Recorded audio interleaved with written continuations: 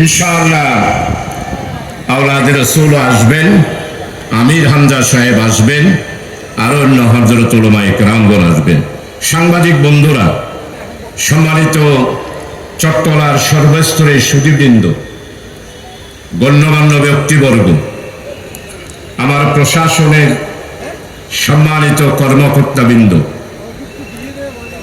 ব্যবসায়ী, শিল্পপতি, সর্বস্তরের ভাইয়েরা এবং আজকের এই শানদার আজিমুশান সিরাতুন নবী সাল্লাল্লাহু আলাইহি ইসলামের উপস্থিত আমার ছাত্র যুবক তৌহিদি জনতারা, আমি আল্লাহর দরবারে শুকরিয়া আদায় করার ভাষা নাই। আল্লাহ যেই ভাষায় শিখিয়ে দিয়েছেন সেই ভাষায় শুকরিয়া আদায় করছি। ইয়া রব লাকাল হামদ কামা ইয়ামবাগি লিজালালি ওয়াজহিকা ওয়া আযীমি সুলতানিকা। সম্মানিত ভাইসব,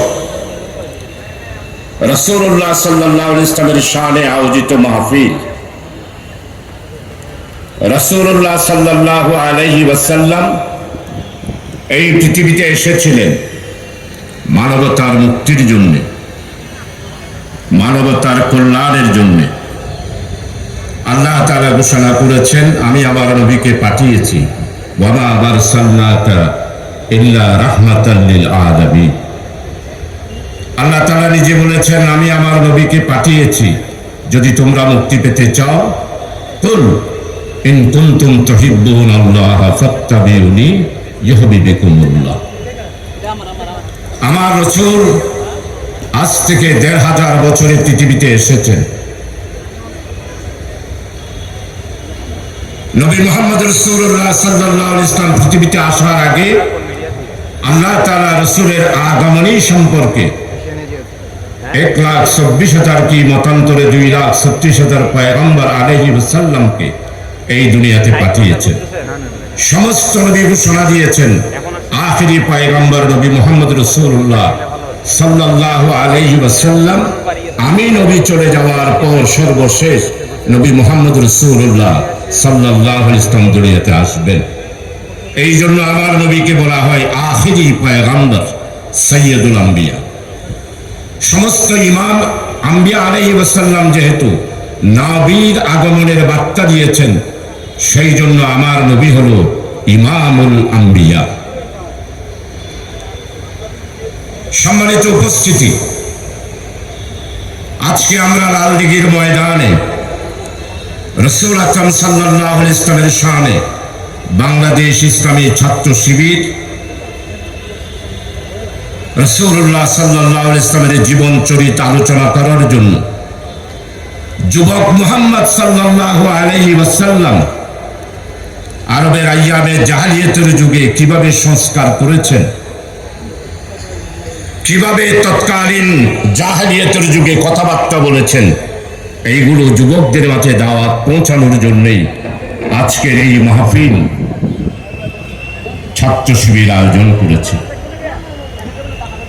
প্রিয় ভাই সব, আমার নবী এই দুনিয়াতে এসেছিলেন জালেমদের বিরুদ্ধে, জুলুমের বিরুদ্ধে, অন্যায়ের বিরুদ্ধে, অত্যাচারের বিরুদ্ধে, দুর্নীতিবাজদের বিরুদ্ধে, লুটপাটের বিরুদ্ধে, হত্যাকারীদের প্রতিশোধ নেওয়ার জন্য আমার নবী মুহাম্মদ সাল্লাল্লাহু আলাইহি ওয়াসাল্লাম পৃথিবীতে এসেছিলেন। আমার নবীর জীবন থেকে কোনো অংশ বাদ দেওয়া যায় না। আজকে যারা আমার নবী থেকে রাজনৈতিক, সামাজিক, মানুষের চরিত্র, ব্যবহার, মানবতা বাদ দিয়ে আমার নবীকে যারা চিন্তা করেন, তাদের ব্যাপারে আল্লাহ তাআলা কোরআনে মাজিদের মধ্যে একটা সূরা নাজিল করেছেন। সেই সূরার নাম সূরা কাউসার। সূরা কাউসারের মধ্যে আল্লাহ তাআলা, এশারের নামাজ হচ্ছে তো ওইদিকে মাইকটা একটু বন্ধ করলে ভালো হবে, মানে মসজিদের ওইদিকে, কেমন মাইকটা একটু বন্ধ করলে ভালো হবে। সূরা কাউসার নাজিল করেছেন। এই কাউসারের মধ্যে স্পষ্ট, যারা আমার নবীর জীবনকে দুই ভাগে ভাগ করবে, আমার নবীর জীবনের এক অংশ মানবে আর এক অংশ মানবে না, তাদের ব্যাপারে সূরা কাউসারে স্পষ্টভাবে আল্লাহ তাআলা ঘোষণা দিয়েছেন। আল্লাহ তাআলা বলছেন, আমি আমার নবী কাউসার দান করেছে। বিসমিল্লাহির রহমানির রহিম, ইন্না আতাইনাকাল কাউসার। হে নবী, আমি তোমাকে কাউসার দান করেছি। এই আয়াত নাজিল হওয়ার পটভূমি হলো আমার নবীর বিরুদ্ধে বিশাল ষড়যন্ত্র। সর্বশেষ ষড়যন্ত্র হলো কুরাইশেরা যখন আমার নবীর শাহাদাত পুত্র সন্তান এক এক করে দুনিয়াতে বিদায় হয়ে গেল, তখন নবী আকরাম সাল্লাল্লাহু আলাইহি ওয়াসাল্লাম সর্বশেষ ওনার পুত্র সন্তান যখন ইন্তেকাল করলেন, মন পেরেশান হলো। পেরেশান হওয়ার কারণ ওই দুশ্মনের রাসূল কুরাইশের সর্দাররা বলতে শুরু করলো, মুহাম্মদ দুনিয়াতে এসেছিল, ইসলামের দাওয়াত দিয়েছে, তাওহীদের দাওয়াত দিয়েছে, দুনিয়া থেকে চলে যাওয়ার পর মুহাম্মদ সাল্লাল্লাহু আলাইহি ওয়াসাল্লাম দুনিয়া থেকে চলে যাওয়ার পর তার নাম নিশানা নেওয়ার কেউই থাকবে না। আমার নবী পেরেশান, হাই রে হাই, আমার পুত্র সন্তান যদি সবাই চলে গেল, আমি দুনিয়াতে যাওয়ার পর হয়তো ইসলামের নাম নেওয়ার মানুষ থাকবে না। আল্লাহ সহ্য করতে পারেন নাই। নবী মুহাম্মদ রাসূলুল্লাহ সাল্লাল্লাহু আলাইহি ওয়াসাল্লামের এই পেরেশানির কারণে সূরা কুরাইশ, সূরা কাউসার আল্লাহ তাআলা নাজিল করলেন। নাজিল করে আল্লাহ তাআলাকে স্বামী এটা বলার উদ্দেশ্য হলো এই কাউসার দুনিয়াবি সাতটা আর আখিরাতের জন্য সর্বশ্রেষ্ঠ হলো একটা হাউজে কাউসার নবী মুহাম্মদ রাসূলুল্লাহ সাল্লাল্লাহু আলাইহি ওয়াসাল্লামকে দান করবে। সেই হাউজে কাউসার থেকে যারা একবার পানি পান করবে, শেষ বিচারের দিন জান্নাত এবং জাহান্নামে যাওয়ার আগ পর্যন্ত এই সময়ের মধ্যে যারা হাউজে কাউসারের পানি পান করবে তাদের পিপাসা আর লাগবে না। হাউজে কাউসারের বর্ণনা, পানি হলো দুধের মতো সাদা, আর হাউজে কাউসারের পানি হবে মধুর মতো মিষ্টি। এই মধুর মিষ্টির বিবরণ ইবনে কাসিরের মধ্যে, জালালাইনের মধ্যে, তাফসীরুল কোরআনের মধ্যে বিস্তারিতভাবে এসেছে। এই মিষ্টি হবে পৃথিবীতে যত মধু আল্লাহ তাআলা সৃষ্টি করবেন সমস্ত মধুর চেয়েও মিষ্টি হবে হাউজে কাউসারের পানিগুলো। সুবহানাল্লাহি ওয়া বিহামদিহি। এই হাউজে কাউসারের পানি ছাত্র শিবির পান করবে। কি পান করবেন না আপনারা? এই পানি ছাত্র শিবিরের জন্য। যারা ইসলামের দুশমন, যারা ইসলামের নাম ব্যবহার করে ধর্মনিরপেক্ষতা, তাদের জন্য হাউজে কাউসারের পানি নয়। কেমন? আমরা সবাই গিয়ে পানি খাবো, রাসূল আকরাম সাল্লাল্লাহু আলাইহি ওয়াসাল্লাম হাউজে কাউসারের মধ্যখানে বসা থাকবে, ছাত্র শিবিরের সভাপতি একটা পতাকা নেবে হাতের মধ্যে। আমাদের মহানগরী উত্তরে সভাপতি সেও একটা পতাকা নেবে। আমরা চট্টগ্রামবাসী সবাই বাবুর নেতৃত্বে সেখানে পানি খেতে যাব। তার নাম হলো কি? ফখরুল ইসলাম। কেন্দ্রীয় সভাপতির নাম মঞ্জুরুল আলম। পানি খাইতে যাবে, আমরা পিছনে পিছনে যাব। আলহামদুলিল্লাহ সবাই পানি পান করবে। রাসূল আকরাম সাল্লাল্লাহু আলাইহি ওয়াসাল্লাম খুশি। ওমা হাউজে কাউসারের দূরে কিছু মানুষ দেখা যাবে, তাদের কপালে সিজদার দাগ, হাতের মধ্যে ওযু করেছে, যে সেই ওযুর জপজপ করতেছে। তারা পানি পান করার জন্য দলে দলে আসবে, দলে দলে আসবে। ফেরেশতারা ব্যারিকেড দেবে।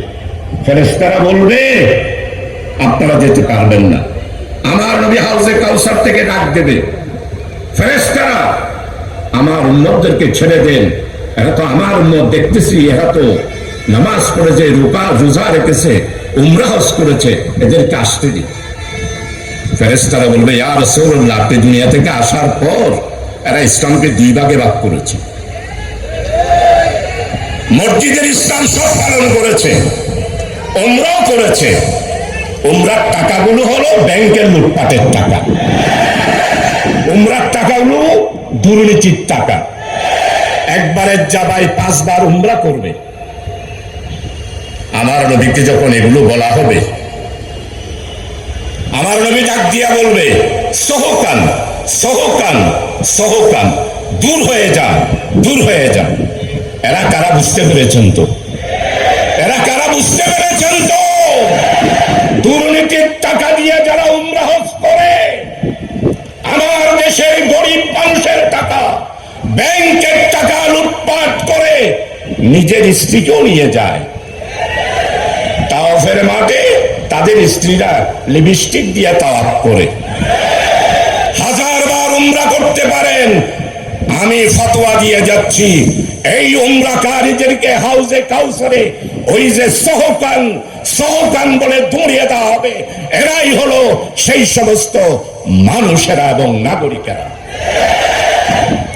প্রিয় ভাইস, আমাদের ইসলামকে নিয়ে 18টা বছর আমরা উমরা করেছি। কোথায় পাইছে উমরার টাকা? ব্যাংক লুটপাট, দুর্নীতি, মানি পাচার, এটার মাধ্যমে বাংলাদেশকে একটি জাহান্নামে পরিণত করেছে বিগত আমলে যারা সরকারে ছিল। প্রিয় ভাই, ছাত্র শিবিরের কি অপরাধ ছিল? ছাত্র শিবির তো রাজনৈতিক দল নয়। ছাত্র সংগঠনে ইসলাম এবং কোরআনের নবী মুহাম্মদ রাসূলুল্লাহ সাল্লাল্লাহু আলাইহি ইসলামের রেখে যাওয়া মিশনের দাওয়াত দেওয়ার জন্যই ইসলামী ছাত্র শিবির প্রতিষ্ঠা লাভ হয়েছিল 1977 সালের 6 ফেব্রুয়ারি। প্রতিষ্ঠা লগ্ন থেকে ছাত্র শিবিরের 400 স্কুল, কলেজ, ইউনিভার্সিটিতে আমার প্রিয় তরুণ ভাইয়েরা রক্ত দিয়েছে। সর্বশেষ বিগত সরকার, হ্যাঁ, জামাত ইসলামীকে আগেও ব্যান করেছেন, এখনো ব্যান করেছেন। আমরা লড়াই করব, আমাদের নিষিদ্ধ ঘোষিত পার্টিকে আবার জনগণের কাছে আনব। ছাত্র শিবির ক্ষমতার জন্য প্রতিষ্ঠা হয় নাই। বাংলাদেশ ইসলামী ছাত্র শিবির সরকার গঠন করার জন্য প্রতিষ্ঠিত হয় না। যুবকদেরকে নবী মুহাম্মদ রাসূলুল্লাহ সাল্লাল্লাহু আলাইহি ওয়াসাল্লামের জীবন চরিত্র অনুসারে চরিত্র গঠন করার জন্য আল কোরআনের আলোকে, আল্লাহর দেওয়া নূরের আলোকে ছাত্রদেরকে গঠন করার জন্য ছাত্র শিবির প্রতিষ্ঠিত হয়েছে। ছাত্র শিবিরের বিরোধিতা করেছেন কেন? কারণ আপনারা ইসলামকে সহ্য করতে পারেন না, আপনারা কোরআনকে সহ্য করতে পারেন না, আপনারা আমার নবী মুহাম্মদ রাসূলুল্লাহ সাল্লাল্লাহু আলাইহি ওয়াসাল্লামকে সহ্য করতে পারেন না।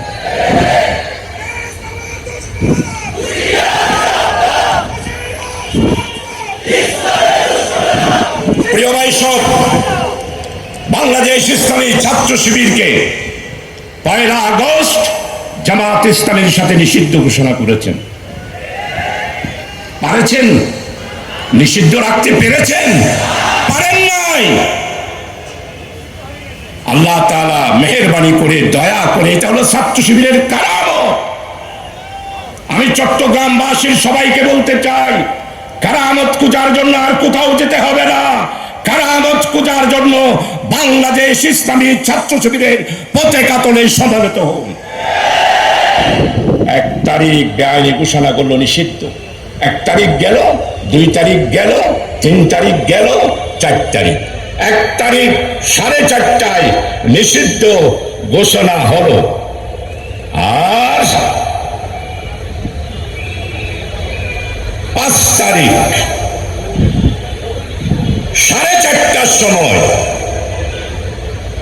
যিনি ঘোষণার সিদ্ধান্ত দিয়েছিলেন উনি বাংলাদেশ ছেড়ে চলে যেতে হলো। আরে বাবা, আমরা 18 বছর সহ্য করলাম। হত্যা করলেন, গুম করলেন, হাইরা করে দিলেন, নির্যাতন দিলেন, মামলা দিলেন। ছাত্র শিবিরের ইসলামী বিশ্ববিদ্যালয় কুষ্টিয়ার ছাত্র গুম করলেন, হাইরা করে দিলেন, হত্যা করলেন। আমরা 18 বছর সহ্য করলাম। ওরে বাপের বাটি শেখ হাসিনা 20 মিনিটও সহ্য করতে পারলেন না। আজকে ছাত্র শিবিরের মঞ্চ থেকে রাসূলুল্লাহ সাল্লাল্লাহু আলাইহি ওয়াসাল্লামের শানে আয়োজিত মাহফিলে সিরাতুন নবী থেকে স্পষ্ট বলতে চাই, 14 জন আমিরুসের আলো পত্রিকায় দেখলাম সে নাকি জুতা কিনে আনতো লন্ডন থেকে, গুইয়াফের চামড়া দিয়ে নাকি জুতা সেলাই করতো, জুতা তৈরি করতো। আর আমাদের চট্টগ্রামের আরেকজন, যার লন্ডনে 185টা, ওনারা হইতেন শাহজাহান চৌধুরী, ওনার সিরাত মাহবিল 3টা হইতে দিবেন। ইন আর রসুল হইয়ে দেন 14 বছর আগে ইন হইতে। আর নবী এই সমস্ত জালেম জুলুমবাজ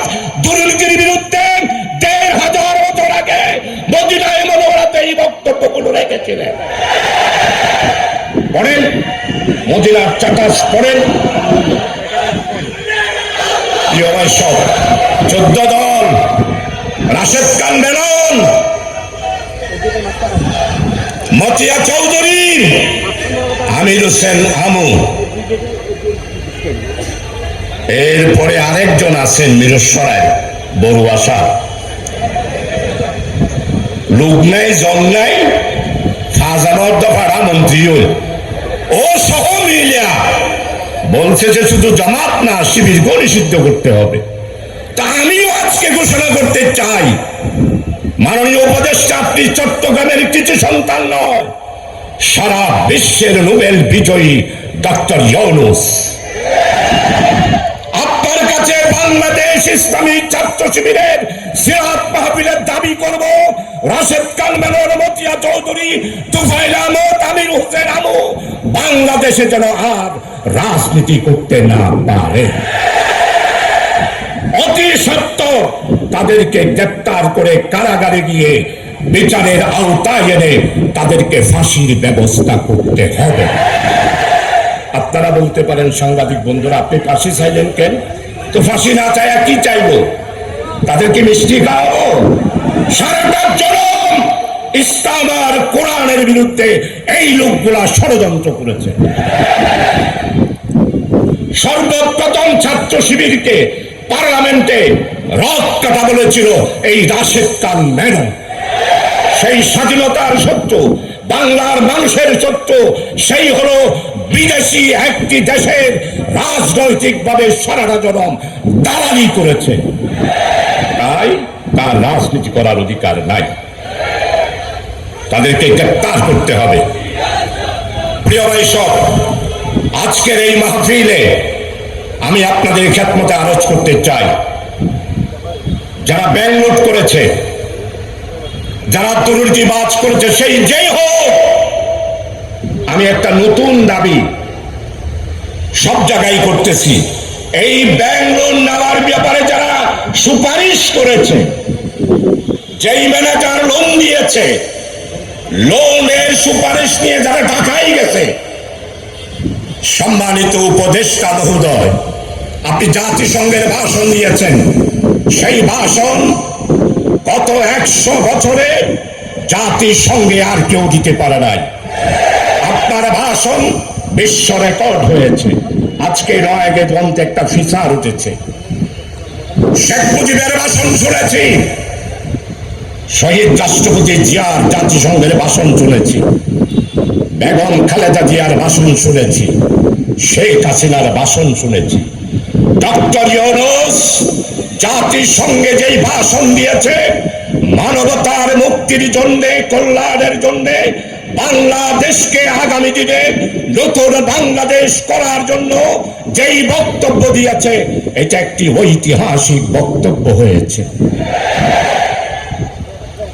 যেই কথাটা বলেছিলেন, ন্যায়, ইনসাফ, বৈষম্য বিরোধী নতুন বাংলাদেশ গড়ার প্রত্যয় ঘোষণা করেছেন ডক্টর ইউনূস। আপনার কাছে দাবি করব, বাংলাদেশ ইসলামী ছাত্র শিবিরের বিরুদ্ধে যারা ষড়যন্ত্র করে, আপনি বলেছেন আপনি একটা ট্যাকটিক্যাল কমিটি জাতিসংঘে আনবেন, দুর্নীতিবাজদেরকে দরকার। আর দেশত যারা ইনকোয়ারি করে ইতারা আর উপদেষ্টা বিশ্বাস করলে পারে, কারণ যে তারা একটিয়া দিলে রুয়ে, দুটিয়া দিলে আড়ি দে, তাহলে এদের দ্বারাই দুর্নীতিবাদ চিহ্নিত হওয়া সম্ভব নয়। টেকনিক্যাল কমিটি বিদেশ থেকে এনে ইনকোয়ারি করতে হবে। আর ছাত্র শিবিরের মঞ্চ থেকে বলতে চাই, ছাত্র শিবিরের 400 নেতা কর্মীদেরকে যারা হত্যা করেছে, প্রত্যেকটা হত্যার হুকুমের আসামি শেখ হাসিনা, প্রত্যেকটা হত্যার আসামি আওয়ামী লীগ। এদেরকে বিদেশ থেকে এনে বাংলাদেশের বিচারের আওতায় এনে তাদের ফাঁসির ব্যবস্থা করতে হবে। ছাত্র শিবির পানিতে ভেসে আসে নাই, কচুরি পানা নয়। এই শিবিরের সাথে সম্পর্ক নবী মুহাম্মদ রাসূলুল্লাহ সাল্লাল্লাহু আলাইহি ওয়াসাল্লামের মিশনের সাথে।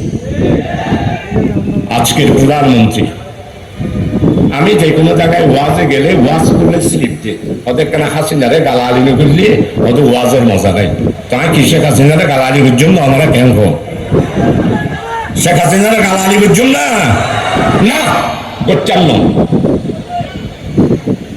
যেই শেখ হাসিনা পার্লামেন্টে বললো আমি শেখের বেটি, পালাতে জানি না।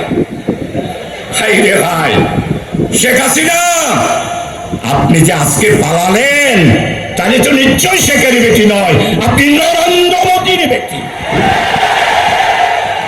শেখের বেটি তো নয় আপনি।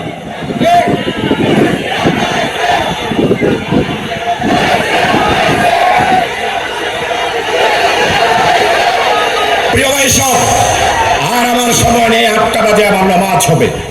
বাংলাদেশের অর্থনীতি গঠন করার জন্য রাসূলুল্লাহ সাল্লাল্লাহু আলাইহি ওয়াসাল্লামের ইসলামী অর্থনীতিতে চলে যেতে হবে।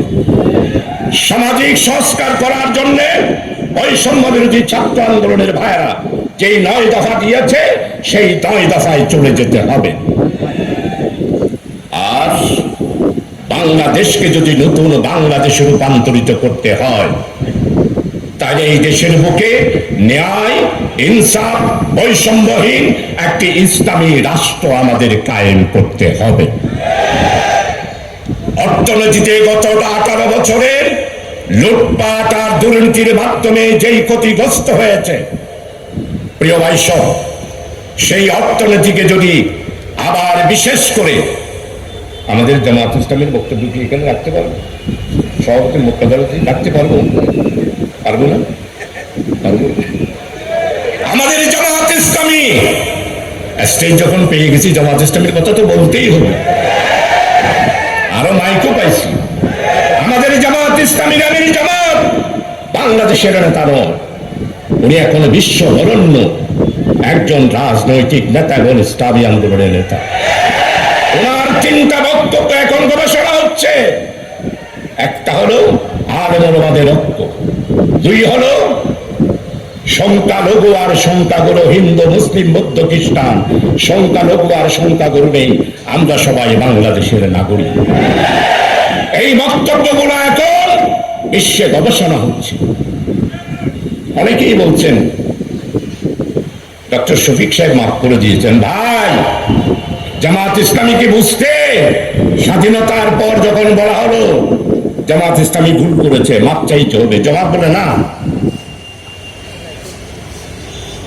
বঙ্গবীর কাদের সিদ্দিকী বলল 71 জামাত যা করেছে আমরা বুঝতে পারি নাই, 50 বছর পরে সেটা আজকে বুঝতে পারছি। আজকে ডক্টর শফিক সাহেবের কথা যারা এখন বুঝতে পারেন না, আগামী 15 বছর পর বুঝতে পারবেন ডক্টর শফিক সাহেব জামাতের আমিরে জামাত কেন বক্তব্য এটা রেখেছেন।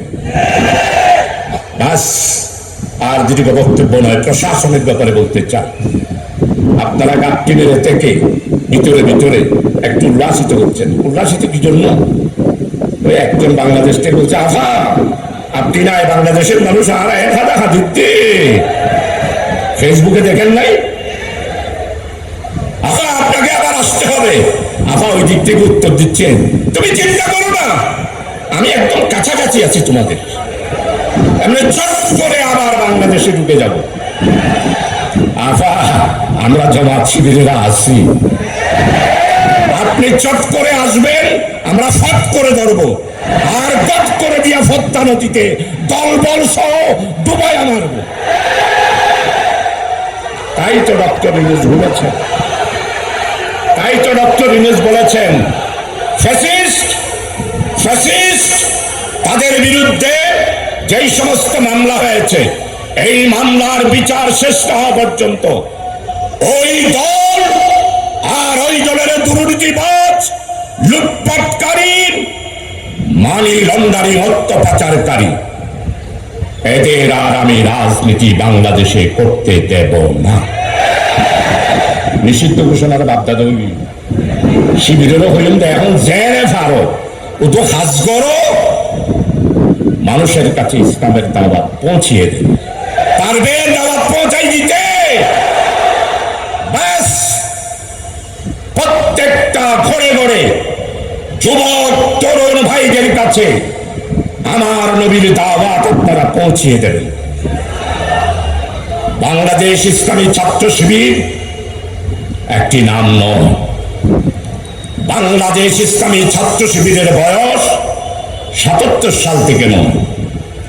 ইসলামী ছাত্র শিবিরের বয়স হয়েছে বিদায় হজের ভাষণে নবী মুহাম্মদ রাসূলুল্লাহ সাল্লাল্লাহু আলাইহি ওয়াসাল্লাম যেই ভাষণ দিয়েছিল, সেই দিন থেকেই ছাত্র শিবিরের জন্ম শুরু হয়েছে, ছাত্র শিবিরের ইসলামী আন্দোলনের যাত্রা শুরু হয়েছে। তাই প্রিয় ভাই সব আসুন, আমরা একটা কথা ঘোষণা করেছি, আমরা যদি ক্ষমতায় যাই কৌলেটারেল ছাড়া 10 লক্ষ টাকা করে লোন প্রতিটা নাগরিকের কাছে দেব। তো বলছেন আরে প্রশ্ন করে 1 লাখ টাকা লোন দিলে পারেন, আমরা 10 লাখ টাকা হতে দেব। ও মারে যেটুকু টিয়া শুধু আমরা চট্টগ্রামের 2 পরিবার, ওগা বউ আর গা ভাই না, নাম নহর। ওরে বাপরে বাপ, গরিব দাম বলে বালুসের দাম, আমাদের দেশের বালুসের দাম ওগা বালুর 7,000 টাকা, জিন্দিগিত কে আমার বড় শুনিবেন না। এই হচ্ছে সরকারি কর্মকর্তারা। মাননীয় উপদেষ্টা ছাত্র শিবিরের স্টেজ থেকে আজকে দাবি করছি, প্রত্যেকটা সরকারি কর্মকর্তা 18 বছরে ঘুষ লেনদেন যা করেছে তাদের বিচার করতে হবে, সে যে হবে।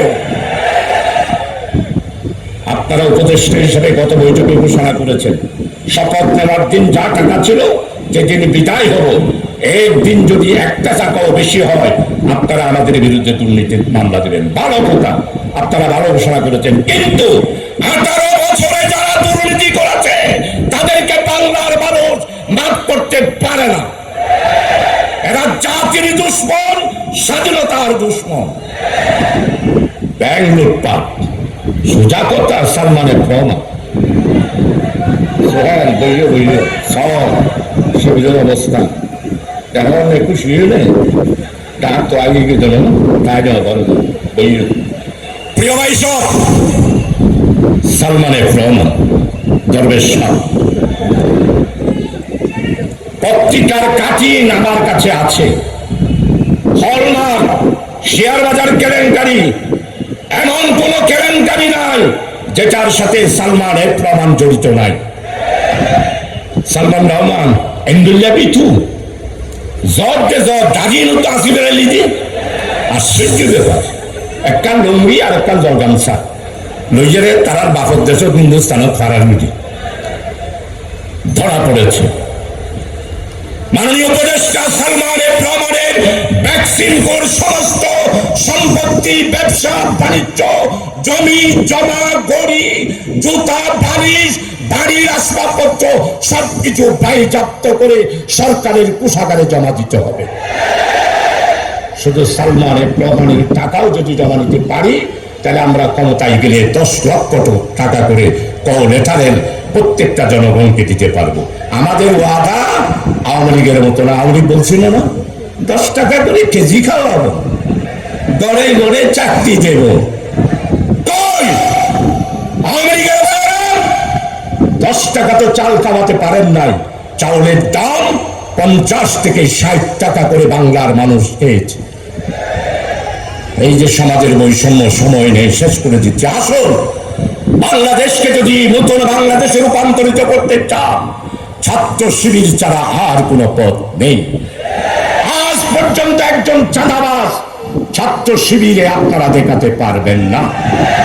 পুরো বাংলাদেশেই আমি চ্যালেঞ্জ করলাম, ছাত্র শিবির কোথাও কোনো জায়গা দখল করেছে তার কোনো প্রমাণ কোনো প্রশাসন দিতে পারবে না। আলহামদুলিল্লাহ প্রশাসনের সাথে যোগাযোগ করে তারা বলছে আমরা চেয়ে রয়েছি। আসল ছাত্র শিবির আপনারাই বাংলাদেশের আগামী দিনের ভবিষ্যৎ, টোটাল প্রশাসন বলছে। তাই প্রিয় ভাই সব আর বক্তব্য নয়, ইনশাআল্লাহ ছাত্র শিবিরের ভাইদের আজকের এই সমাবেশে রাসূল খুদা সাল্লাল্লাহু আলাইহি ওয়াসাল্লাম আজকের এই মাহফিলের শানদার আল্লাহ তাআলা তুমি রহম করো, চট্টগ্রামের উপরে তুমি রহমত নাজিল করো, বন্দরকে তুমি রক্ষা করো, সিরিয়াকে রক্ষা করো, সিটি কর্পোরেশনকে রক্ষা করো। আমাদের চট্টগ্রামের জলবদ্ধতা ছাত্র শিবিরের সম্মানিত সভাপতি এসেছেন, নিশ্চয় উনি এই ব্যাপারে বলবেন। শুধু আজকে দোয়া করি, হে আল্লাহ, আমাদেরকে, বাংলার মানুষকে যেভাবে আপনি একটি 5ই আগস্ট দিয়ে একটি নতুন বাংলাদেশ আমাদেরকে স্বাধীনতা দিয়েছেন, আল্লাহ তোমার কাছে দোয়া করি প্যালেস্টাইনের মুসলমানদেরকেও একটি 5ই আগস্ট তুমি দান করো, কাশ্মীরের মুসলমানদেরকেও আর একটি 5ই আগস্ট দান করো, আরাকানের মুসলমানদেরকেও আর একটি 5ই আগস্ট দান করো। পরিশেষে বলতে চাই, আমার ছেলে আবরার কি অপরাধ করেছিল? ওই ছাত্রলীগের পেটুয়া সশস্ত্র বাহিনী ইঞ্জিনিয়ারিং বিশ্ববিদ্যালয়ে আমার ছাত্র আবরারকে পিটিয়ে পিটিয়ে হত্যা করে তাকে শেষ পর্যন্ত নিহত করে নালার মধ্যে ফেলে দিয়েছিল। আজকে উপদেষ্টার কাছে দাবি করব, আমার আবরার সহ বৈষম্যবিরোধী ছাত্র আন্দোলনের 1581 জন ছাত্র যাদেরকে হত্যা করেছে তাদের প্রধান আসামি শেখ হাসিনা, তাকে বাংলাদেশে এসে শেখ হাসিনাকে ফাঁসির কাস্টে ঝোলানোর কথা বলে সবাইকে ঐক্যবদ্ধতার আহ্বান দিতে আমার বক্তব্য এখানে শেষ করছি। আল্লাহ হাফেজ। বাংলাদেশ জিন্দাবাদ, ইসলামী ছাত্র শিবির জিন্দাবাদ। আসসালামু আলাইকুম ওয়া রাহমাতুল্লাহ ওয়া আখিরি দাওয়ানা আলহামদুলিল্লাহি রাব্বিল আলামিন। আসসালামু আলাইকুম ওয়া রাহমাতুল্লাহ।